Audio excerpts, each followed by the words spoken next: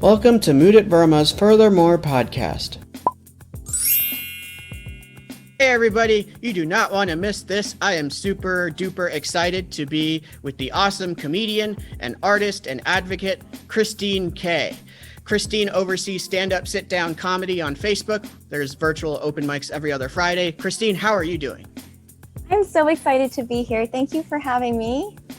I'm so excited as well. So Christine, we met through your open mic that you co-host, which is stand-up sit-down comedy. Give us an overview about your comedy story, what got you into it and all that. So I actually started stand-up and comedy 8 years ago. So in, I guess, 2012. And I've never thought of myself as a funny person. That's how I started. My friend bought me Second City improv class. I didn't want to go. And then when I did, the rest is history. So Gotcha. Yeah, improv, sketch, and stand-up. Right. And did all of those years, did they occur in like the Toronto area? Yeah. So it started from improv and then stand-up and then sketch. But Gotcha. Yeah, I took long breaks from stand-up. Okay, very cool.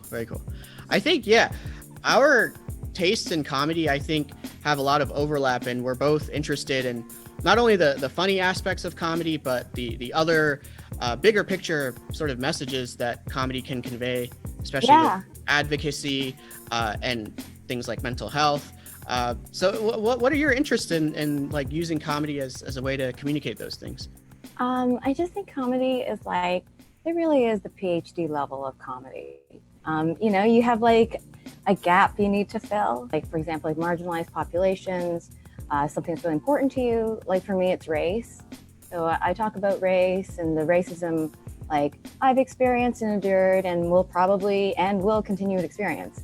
So it's a really good way for me to talk about my experiences. And also it's like a PhD because it's about knowledge dissemination, right?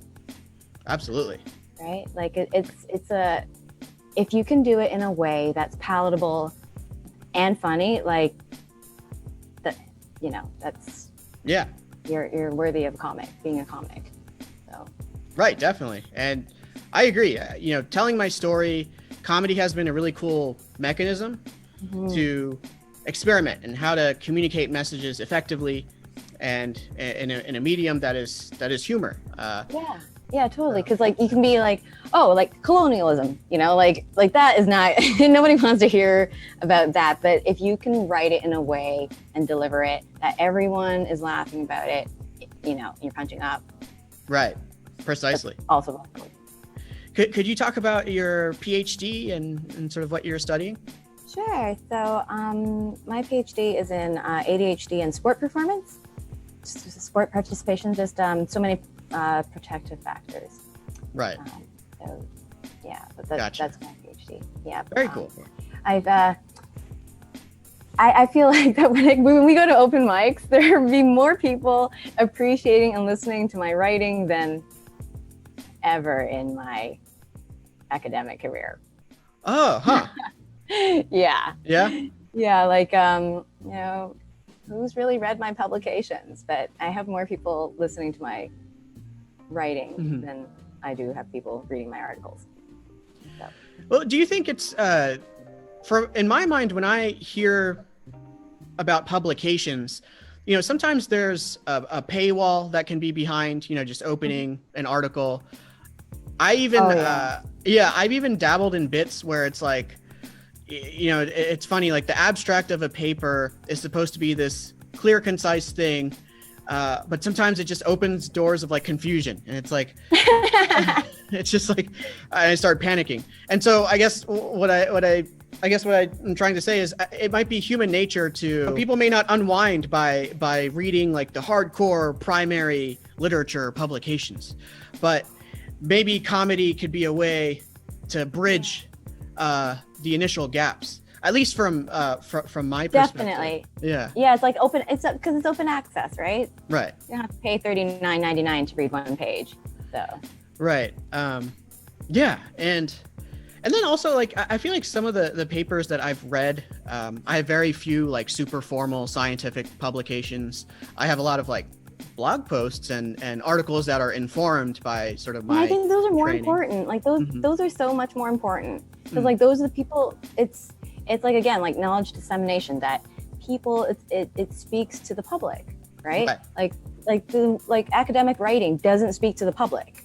I also think so a couple of things. One is like sometimes I get frustrated, and this is like really minuscule, but like the font of some of these academic papers, it's like it's already confusing enough, and then they just like make the font even tinier. So that like that's just generally, I'm like generally annoyed by that. But then the other thing is I have a question. So what's your take on Wikipedia, in the sense that a lot of my professors, if not nearly all of them, you know, their instinct would be to like kind of bash Wikipedia and that like anyone can edit it.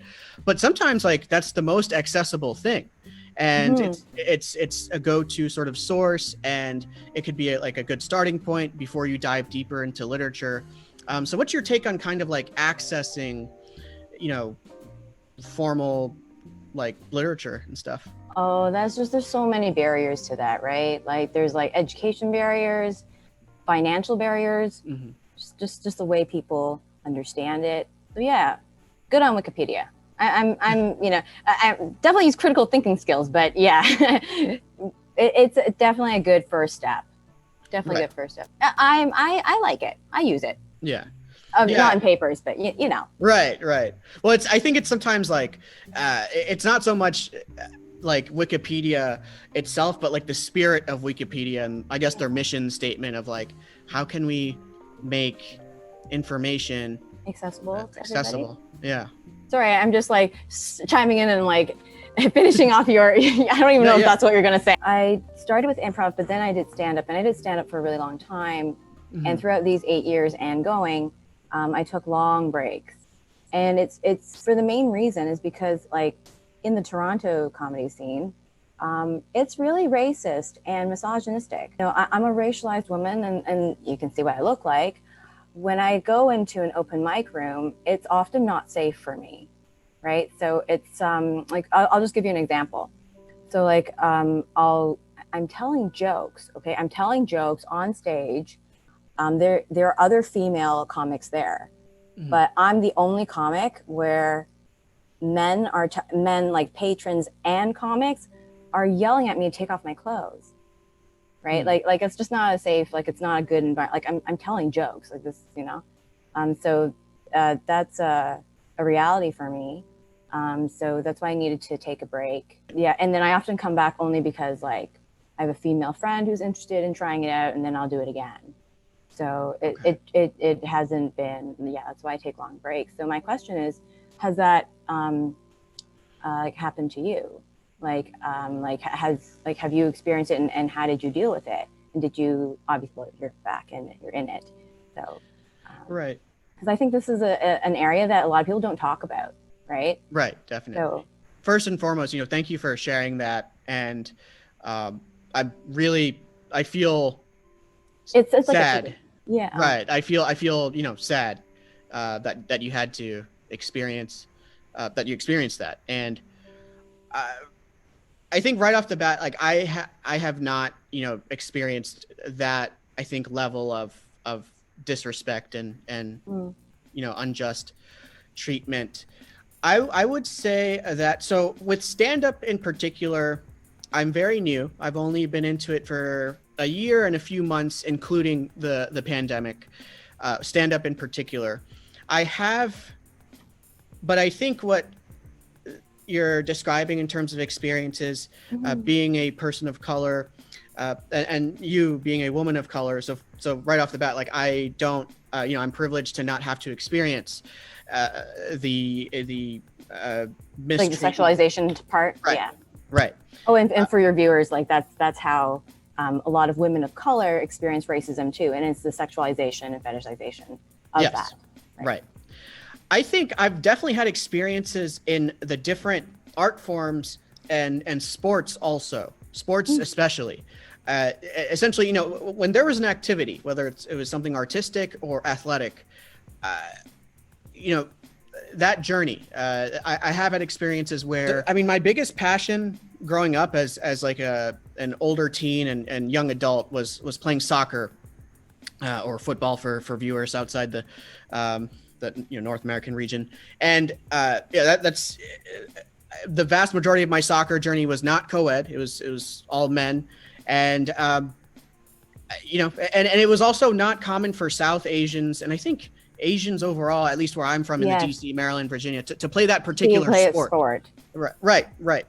And I mean, that was like the I think I could go on and on for like maybe like the number and types of experiences like that occurred. A lot of it maybe like racially informed. But I think having gone through that, and like I think just like the physical nature of that sport, and I ran track. That was mostly fine, and I did club level boxing in college, and I didn't really experience issues there, thankfully. But I think like my high school experience with soccer really set the stage, or I think once I was getting into the space of arts and kind of leaving athletics behind and simply exercising just for health, thankfully that baseline transition was better for me.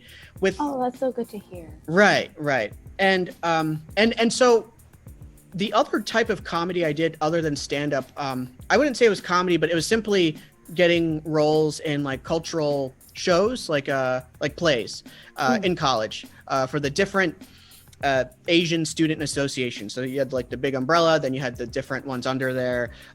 So for me, it's like the Indian Student Association, and then there were different like there's the Bengali Student Association. We would just kind of hop on different roles. It was really cool and collaborative, and I had no issues there. And I think that was a more progressive space and inclusive space than stand-up. This was like writing and participating in plays and acting. That's my experience also. Definitely more inclusive than stand-up. Right. Definitely more inclusive. Absolutely, yes. And thankfully, the bulk of my experience with stand-up has been the most troubling experience I've had with stand-up was actually with this like very random Zoom chat that was no way in Zoom, like during the pandemic. Yes, but it was like the guy that organizes it. Like I don't know what his logic is, but he would just essentially I should have like known better to not essentially I accepted a random guy's friend request who was a comedian, and he's not terrible, but he was very detached and kind of libertarian about what happened in his Zoom calls, and essentially there were a handful of like very problematic dudes in there making all kinds of comments. Yes, I'm very familiar with that. Right, and thankfully it was a very kind of quick and easy decision to just kind of sign off, and that's not something I could do if this issue was happening like in real life. And the troublemakers, it was just like a couple of dudes making every offensive remark that they could, just like I guess going down the line of the people signed on to the Zoom call. For everyone to see, or is it like just privately? It was. I mean, it wasn't live stream, but like it was like this. It was essentially a random Zoom podcast or group chat. It was like not even organized enough to be called a podcast. Sometimes the host recorded it. Mostly he didn't, but it was just like this big mess. And I think he wanted to like. I think the guy that just initiated the Zoom call wanted to like reap the benefits of just having the connections. He essentially it was like here's this like handful of comedians. A lot of them are just not informed on social issues. Some are. I think he just like randomly chose me and he just like dumped it into like a Zoom chat and then like see what happens. But in real life stand-up, thankfully I haven't had any major kind of racial issues. There might be some like occasional riffs and roasts here and there, but nothing is. Yeah. I think this is so important to talk about because that's a huge difference for me. Like, I guess, because we're both people of color, but the gender is different. So, that's so interesting that yours, so mine's the exact opposite. Right. Exact opposite, right? So like, Zoom for me has been very protective. So I get to choose which people I speak to, especially when it comes to men, and how I engage with them, right? So yeah, oh, that's so interesting. Yeah, so like for example, I'll share mine. So for example, and this was like before the pandemic too, but this is a very reoccurring thing for like not only just like a racialized woman, but like a racialized person. So of course, the worst comic is using me and my race as their crowd work, right? And it's not even like good crowd work, it's just racist. Right. So like, I'm like, oh, well, what a feel good moment this is, right? And so those are reasons why I had to take a break, and or like it's a big reality of my life, doing comedy or stand up at least. Definitely not so much in sketch or improv, but definitely in stand up, at least in Toronto scene. I've noticed that doesn't really happen to non-POC, especially women, sitting in the audience waiting to go on. Those are my experiences, but on Zoom that doesn't happen anymore.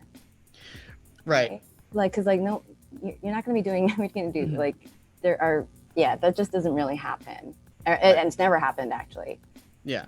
And I relate to that because that incident that I described was like the very early onset, like March. He didn't publicize it. He just like dumped everyone into Facebook Messenger chat and then created a Zoom link and then dumped whoever was available.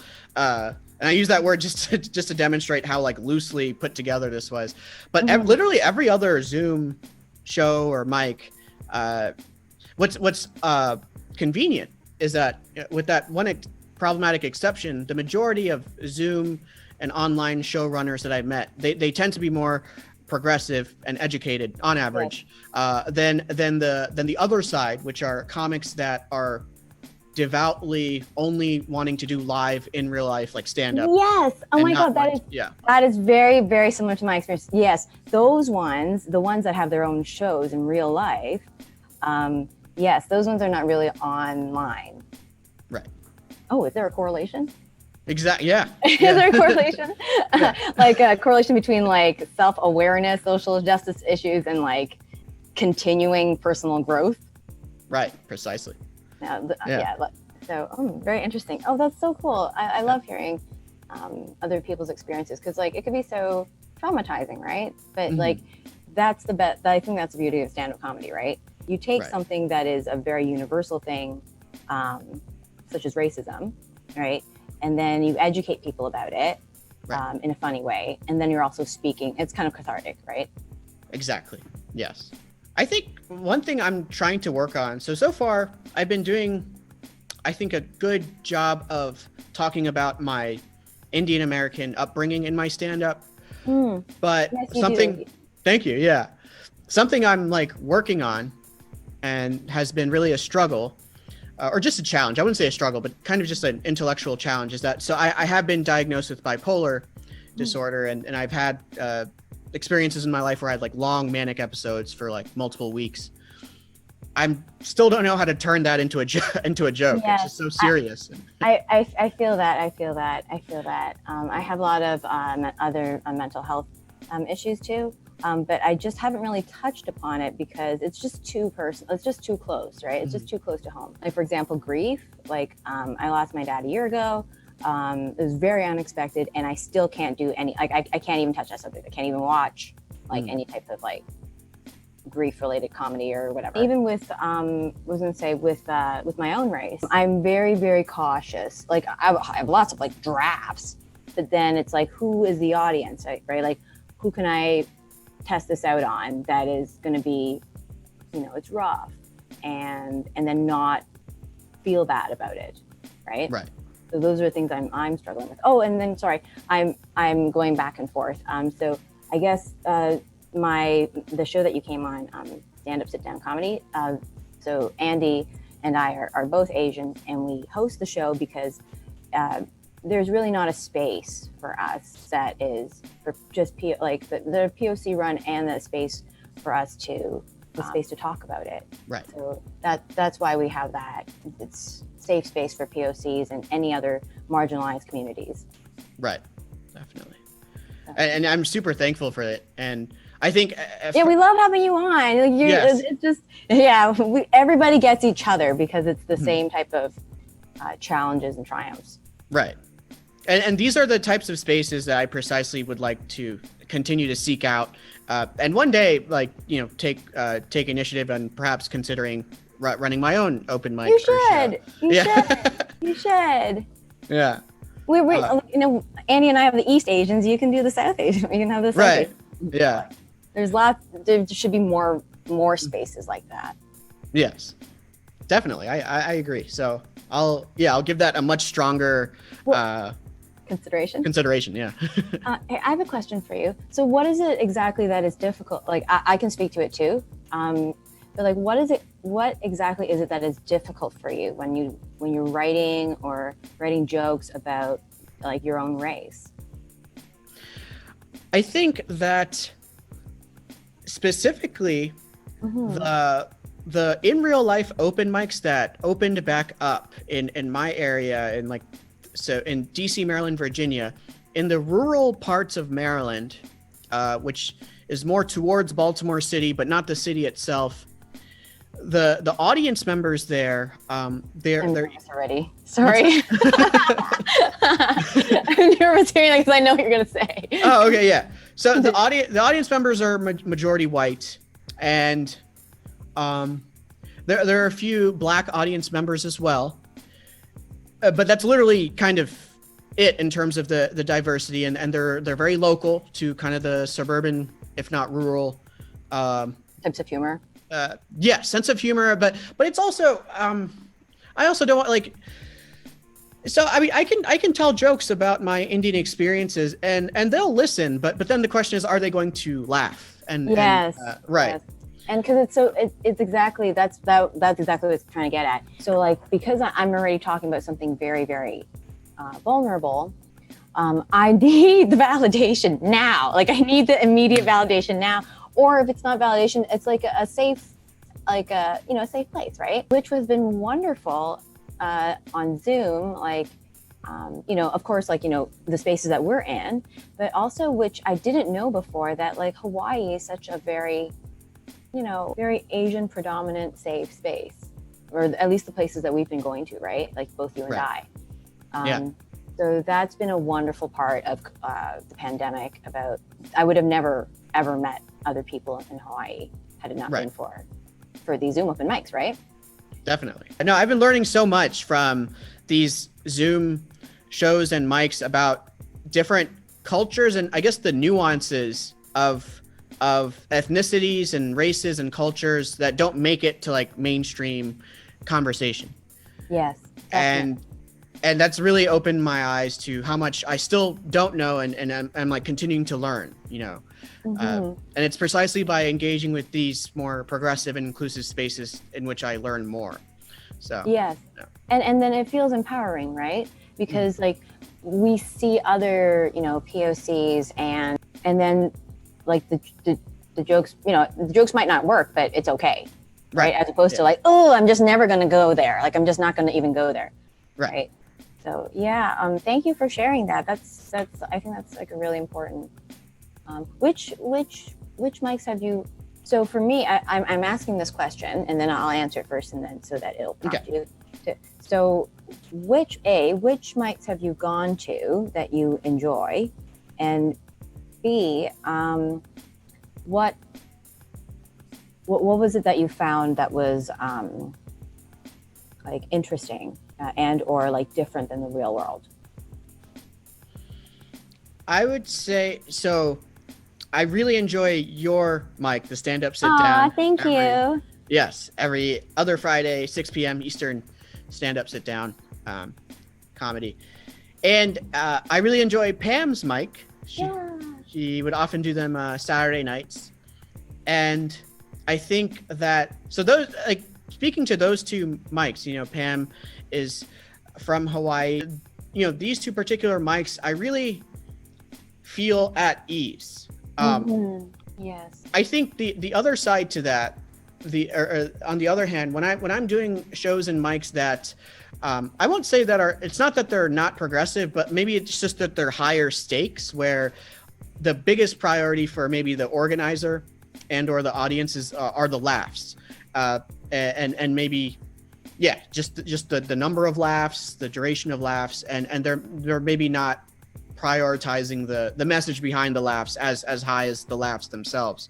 And essentially, like any mic or show that has a level of like competition to it, whether it's like literal, whether it's an actual competition, or if it feels that way, maybe just from like the industry prestige, those are the mics where I feel like really tense, and I have to like try to act that no, I'm not tense, even though I'm like super tense inside. But yeah. But with these, you never look tense though, like right. That. Like honestly, you never. Oh, thank you. Yeah, exactly, and that's the reason, because with these inclusive mics and shows and spaces that are welcoming and receptive to our stories, like humor aside, like whether or not it's funny, it's like I would be perfectly comfortable sharing experiences and stories, even if there are very few punches, and even if those punches didn't work, it's like I feel heard in those spaces. So I feel heard and I feel seen, right? But yes, like I feel validated, and And so I think for me, so thank you so much for sharing, because I have the exact same sentiments. I think something very interesting that is so fantastic about these mics that we've been going to is that there's so many also professionals, right? They're also, which I did not see in real life mics here, right? Like so many professionals, as in like PhDs, lawyers, like, doctors, like physicians, and like yourself, like pharmacists, like that. It's just a wonderful. And then those, of course, those ones that are at the mics that we are at, those are like the white allies that are, helping elevate our voices and making us feel comfortable. Yes. I think that's been like the fantastic part, that it's like-minded people come to those spaces, which definitely was not like, it was very hard for me to find. I think there's only one open mic that I was comfortable going to by myself here, because it's just not a safe / or even comfortable environment for me to be going to by myself. Right. So, but yeah, so here I have a question for you. So, have you seen differences in, I guess I don't know how many other Canadian open mics there are on Zoom, but have you seen differences in like the way race is spoken about? I think that the comedians that reside in Canada, on average, you all are more cordial, polite, informed, educated, literally all of the above. There's it's like so clear. Maybe like the United States is just treating us, or like the people that reside here, significantly more poorly than north of us. I don't know what it is. I've never been to Canada, but the comedians that I've interacted with, that reside in Canada, all of you have been significantly more, again, pleasant, cordial, polite, inclusive, educated, all of the above. That's so wonderful to hear.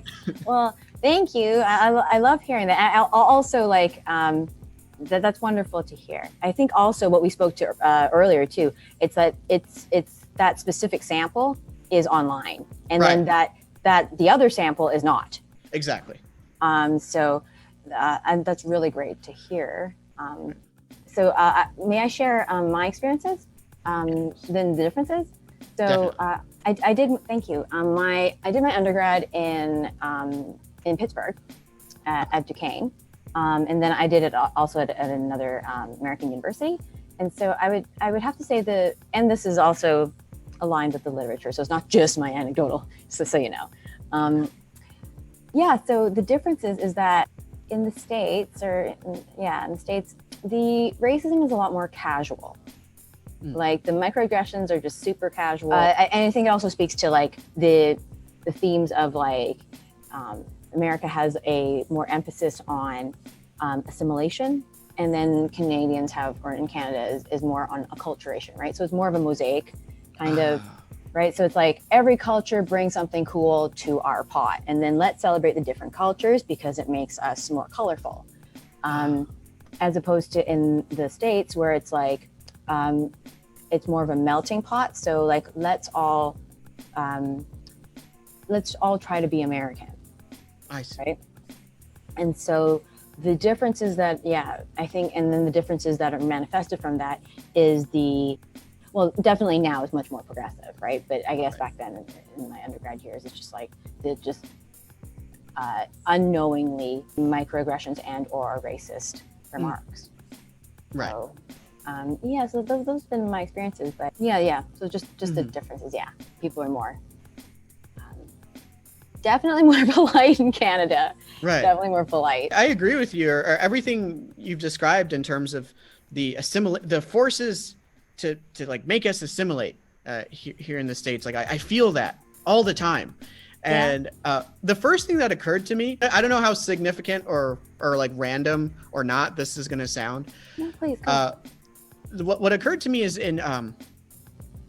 especially in college and even today when I go to in real life or now I'm like at home, but just in the warmer months, like in the summer when I would go to in real life mics, I would be judged for not ordering like an alcoholic drink. And on the very rare occasions where I would, if I was in the mood, I would get scrutinized for that drink, that it has too much flavor or, or it actually tastes good. Like, and to me, that was those experiences were the first thing that occurred to me when you described the assimilation. Yes. So. Yes. I had very similar experiences too. Yes. Especially, in regards to alcoholic drinks. And so thank you for sharing, because my experiences are very similar, except that I get Asian glow, or like, AKA, like I can't take my alcohol and I'm actually allergic, but I'll drink it. But if I don't order a drink or whatever I'm drinking there, it's just so much scrutiny about why I haven't finished it, how much I've had. Right. And it's like, no, I can't have any more because I can hear my heart pounding in my ears and then my face is all red and I'm starting to itch.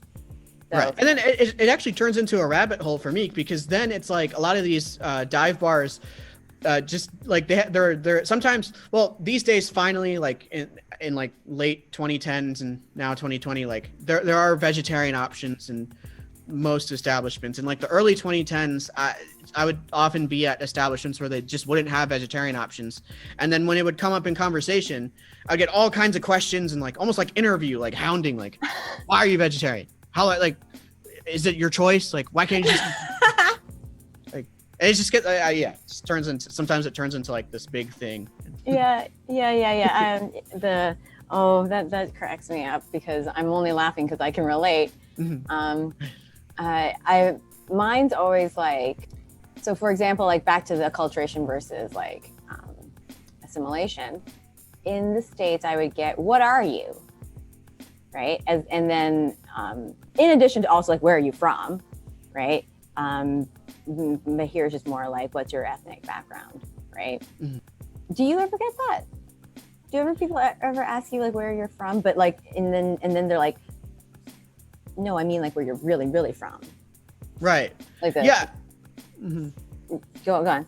Yeah, I think it's kind of the classic question that will always be asked. Like, and I think at best, like it's only the wording that changes. It's like, like maybe growing up, it was like. The second follow-up would be like, well, where are you really, really from? And these days it's like, sometimes they get kind of intellectual, like, well, actually, sometimes they would say like, well, where are your parents from? Because I guess from there, like, that's a step up. Right, that's a step up. I don't get that one that often. Yeah, that one's actually like, I would appreciate better. I would appreciate that too. Yeah, that's so much more. Yeah. Right. Sometimes it would get like super hyper intellectual, or is like what sometimes they would like complicate themselves, like, well, what are your ethnic origins, if you know what I mean? Like Yeah. Uh, Yeah. so the questions are evolving.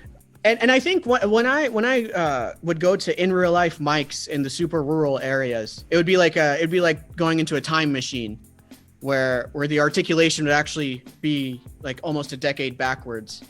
And I mean, it wasn't surprising though, because like I've done a show in West Virginia where I was literally the only person of color at the entire establishment, and I would be willing to put money like the entire like 20-mile radius of where I was. My like phone didn't have data in that area.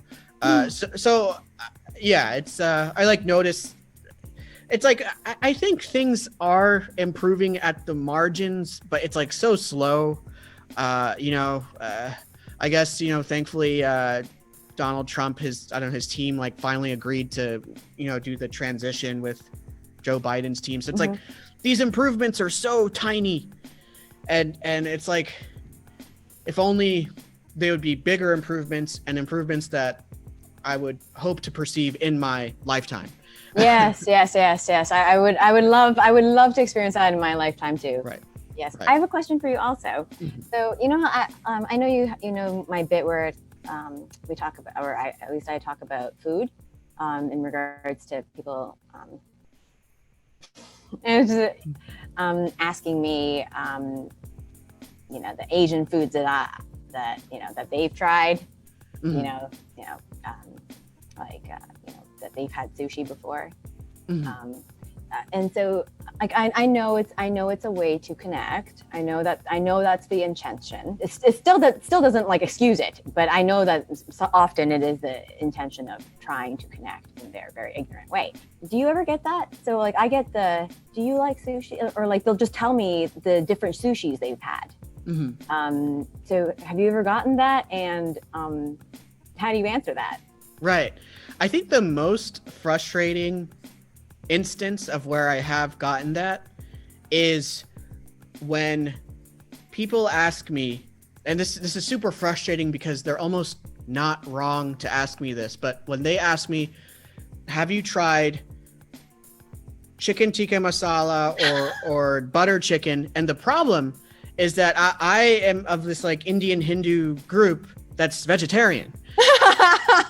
And they're in a way that it's like they don't know any better, because a lot of the Indian dishes that have made it into like mainstream Western kind of cuisine are the meat dishes. So it's just and it's like I already know they're not ready for the nuance or have the patience. Yes. And oh, cool. And then I start questioning my own, like, am I Indian enough because I haven't had the mainstream Indian meat dishes. So, yeah. Oh, it's thank you so much for sharing. I love that. Right. I love that. So yes, it is similar but different. I get lots of the food things, but I also get lots of, and I wonder if you get this, or perhaps this is also an intersection of gender and race. So I'm very curious that perhaps maybe you don't get this because you're male. Or at least identify as male. Sorry, just trying to be as inclusive as possible. My wife, she's Asian, or she's like, my wife is Filipino, or my ex-wife is Filipino, or my ex-girlfriend is insert Asian ethnicity here. So, like, did you ever get that? I think I have, in the sense that I've noticed that the scenario, just in my memory, and I hope just from what I can remember, like it. When I was between ages like 7 and 12, I was in a karate class, like in a suburban shopping area. There's a karate studio or gym, and there were a lot of middle-aged white men that had wives that were of Asian descent. Yes, and specifically like Indian descent, and they would ask me about like, are you familiar with this dish, that dish, and being like, I didn't think too much of it, or I answered like what I knew, just being like 7 years old, and there's also this like power dynamic, like these were like dads in their 30s, and then their kids would be like my age, and then the kid would like be biracial. half Indian, half white, and he would probably have his own very unique set of like challenges, and then I would, I don't know, share my perspective on like my at home, like fully Indian cuisine. Sometimes I feel overwhelmed by maybe what I perceive to be a trend of like, it's always the white Caucasian dad in his 30s talking to me about Indian culture and alluding to his wife, who more often than not is not like present in the conversation, but then I'm somehow held responsible to like to speak for your entire that you're like, oh, I'm not a monolith. There are differences, and right. So that's very interesting. That's very, very interesting. I've never heard or thought of that before, only because not just like, it's only because only until recently, and I must admit that it dawned on me that other people experience racist types of experiences, because I've only been encompassed, like always, I've been so overwhelmed with my own that it was so hard for me until very recently to think that of course other people of course they experience it too. Yeah, so thank you so much for sharing. Yeah, no way that it's manifested through that way. Right. And I think at the very end of the day, like it's still about connection, right? Like people want to connect. It's just perhaps not in the best way, but they're still trying to connect, right? Right. So I think I would say, I'm like, gone are the, so this is what I have yet to write about in my set, is the new types of racism East Asians have been experiencing, which is like the COVID-related anti-Asian racism, which I haven't been able to, like, I have like so many drafts, but I haven't been able to bring myself to actually, bring it to an open mic or even my own mic to talk about, just because it's so close to home and so very new, right? So like, gone are the days of, the microaggressions that I would get, like those are nothing now compared to, not that they're nothing, but they are not, the overt racism now is in my face, is in my face, which is very, very new, I think, too, at least in my lifetime, because I know active racism towards East Asians is nothing new. It's just in a different form and more open about it now, right? Because of COVID. What are your perspectives on comedy and mental health? And I don't know if I answered that for you, so I actually have a succinct answer for you for that one, but I wanted to ask you that. Yeah, what are your perspectives on that? Right. So the thing I mentioned earlier was maybe the ability to write and do a funny joke that is about my personal mental health experiences. But what I think is also fascinating is that even in the non-comedian space, like consumers of comedy that haven't tried comedy but maybe just know it exists and will watch like YouTube, I think there's a mainstream impression that comedy often comes from a dark place. My perspective on that is like, I wonder if that could be dissected deeper, like maybe in like a formal, social science kind of way. And in my personal experience, I often reflect in that when I would transition from like maybe one job to another, and that had implications on my insurance coverage, there'd be a lot of downtime and a lot of, I wouldn't say downtime, but a lot of waiting time to get in touch with a new provider. Whether it's a new therapist, a new psychiatrist, a new counselor. And sometimes I would have such little patience that I wouldn't bother assessing whether this provider was right for me. I would just be thankful that I could get in touch with one and just have an appointment in place. And this to me is a personal experience that illustrates the very pronounced shortage of professional mental health resources, and the time that takes place in between. The best I can do is maybe be in touch with my fellow like advocates, my friends that are more, educated, informed, sort of are in a position to be able to kind of hear me out until the next appointment. And I think for a lot of people, and to some extent myself included, a lot of the stuff that occupies that time is doing comedy. And so, yeah. And so that, and that's, yeah, I'm laughing that's because that's so cool. Thank you. Yeah. That's, yes, that's, I think, thank you so much for sharing, because that really highlights the gaps, right? It really highlights the gaps in the system. Right. And how it's treated, right? Like, right. So I'm so happy to hear that you found comedy as a coping mechanism or a coping skill. Because, well, that's my take too. That's my take too. It's not only during the downtime, but it's like in between sessions for me, right? So like, I'm a big proponent of therapy. I have lots of, like I said earlier, mental health disorders. I'll just share a few of them. You know, I have ADHD, depression, anxiety, and subthreshold Tourette's, which a lot of people are very, like, they're surprised to hear.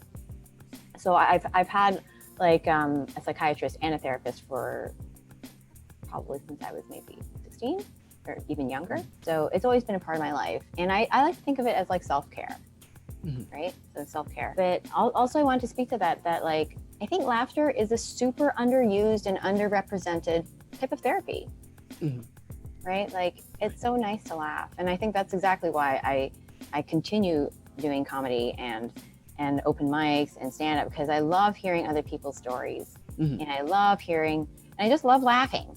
Yes, absolutely. Right? Yeah. Like, it's so fun when people bomb too, because then you're laughing together at the bombing. Yeah. Like, sometimes that's often like the funnier part. The funniest part. And I think that's something so beautiful. And I really wish there were more therapies, that also incorporate like drama therapy or like comedic therapy, which is, I think it's just budding. Like, there is, but it's very small. Right. So yeah. So my PhD is in psychology. I wish more people who are struggling could also enjoy the gifts that we've found through stand up. Right. So like, I always think, like, I used to say, like, did you have a happy childhood, or are you funny? Right. Like, right. or are you the eldest daughter or son of an immigrant, or are you normal? Yeah. Right. And I think that, like, also, like, it's so important to talk about. I think that's why, like, it's important for, like, you and I to have these conversations, because, like, as I'm sure first gen immigrants and mental health, or immigrants and mental health and seeking support in mental health is a barrier, right? So, right. Definitely. Even more important to have these kinds of conversations. Could you talk about the other art forms you're involved with, and other things you do beyond comedy? Yeah. Sure. So I'm a professional circus artist. So that's how I live my dreams, and my parents are really happy. My parent now is, they've always been proud of me for that. If professional is defined by, being paid to do the art form that you enjoy and love, then I would be a professional, semi-professional. Aerial. So I do aerial silks, hoop, trapeze, flying trapeze. And what other ones? Straps. Any, like, most of the things that you can think of that are in the air. Okay, cool. Yeah, so I teach and I perform for a well-known circus school here in Toronto. Gotcha. So yeah, that's so. Although, like, I love it. That's my favorite thing to do. If I could just do my PhD in that'd be wonderful. Gotcha. maybe I would have gotten my would have graduated already.